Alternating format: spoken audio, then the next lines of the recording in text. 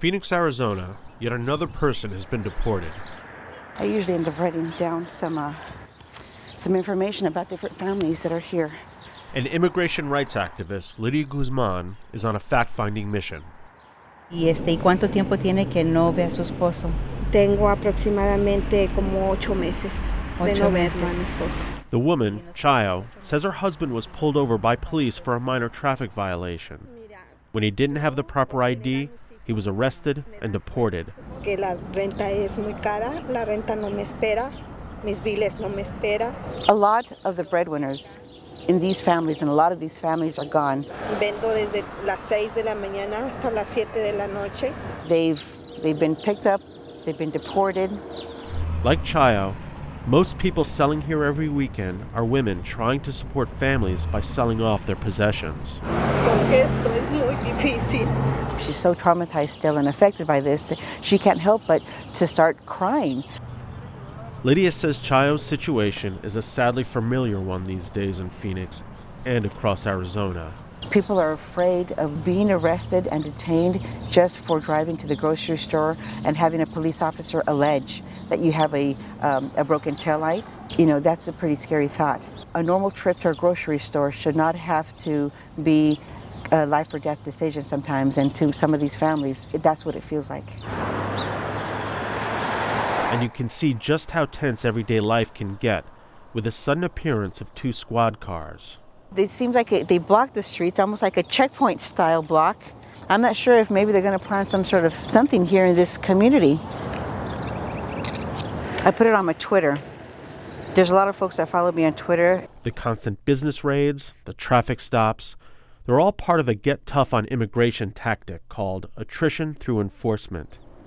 The idea is to make life so difficult for undocumented families that they move away or return to Mexico. Good morning. And for some, it's a winning strategy.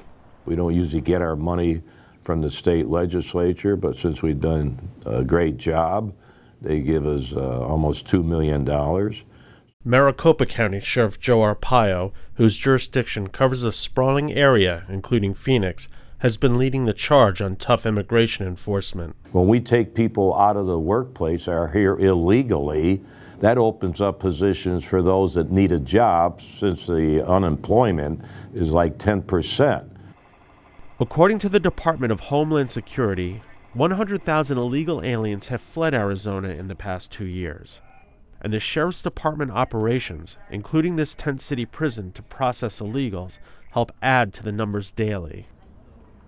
But Pheonix Mayor Phil Gordon says Arpaio's aggressive tactics aren't much of a help.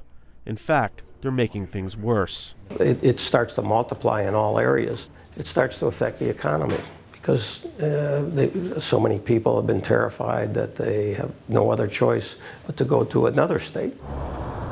Any shopping center will tell you that their sales go down. They have to sometimes close down their restaurants or sometimes it's the local 99-cent store that they have to close down because no one's going into their stores to go shopping. Arpaio did one of his worksite raids here in this landscaping company, and it was early in the morning and folks ran out. They ran out. It looks like the landscaping company might even already be shut down.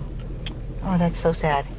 In 2008, Mayor Gordon said he'd had enough of Arpaio's tough enforcement, and he filed a complaint with the Department of Justice. I was 3 years ago the only one certainly elected, standing up and calling him for what it was, which was a bully and breaking laws and civil rights and targeting people. The so-called racial profile. They've been investigating me for 2 years. You do know I go out every week or every day and arrest illegal immigrants, so that's not deterring me from doing my job.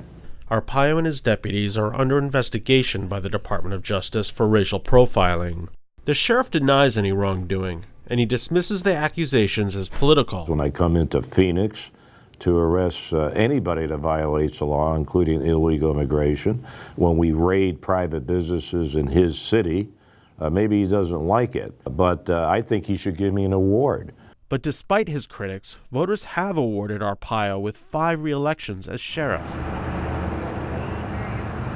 And like this unemployed construction worker, Many feel the discrimination cuts both ways. Anytime that somebody's going to be picked on like that, they're going to claim discrimination. But actually, it's discrimination against us because they're taking our jobs away, lowering our wages because they're working for lesser wages. But for Lydia Guzman, attrition through enforcement continues to victimize the most vulnerable. Oh, lo quiere mandar a Ciudad Juárez. Oh my goodness. Wow. You know what Ciudad Juárez is? Yes, I've heard of it and I see everything on the news. This little girl's mom is being sent to Juárez. Juárez has seen over 3,000 murders in this past year. That's about 8 a day. I'm really terrified. Like, I've never, ever, ever been so scared before. And knowing that I'm forced to actually go.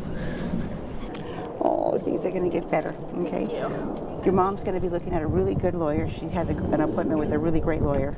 I think the federal government is really, really liking the fact that people like Sheriff Joe are enforcing the immigration laws because it keeps their hands clean. They don't have to be the boogeyman.